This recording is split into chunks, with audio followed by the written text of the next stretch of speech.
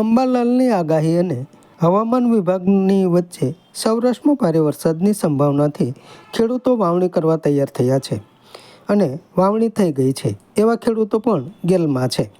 અંબાલાલની આગાહી પ્રમાણે તારીખ 17થી 22માં ભારે વરસાદ પડવા સંભાવના તો છે. ત્યારબાદ પણ સૌરાષ્ટ્ર ગુજરાતમાં સારા વરસાદની આગાહી કરાઈ છે.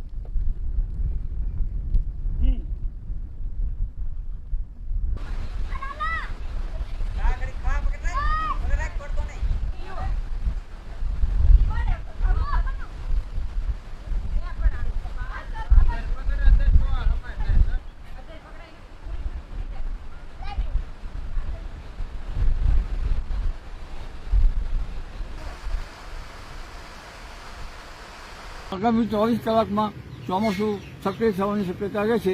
તારીખ 17થી 22માં તેજ ગતિના પવનો ફૂંકાશે અને આ પવનનું જોર જબરું રહેશે.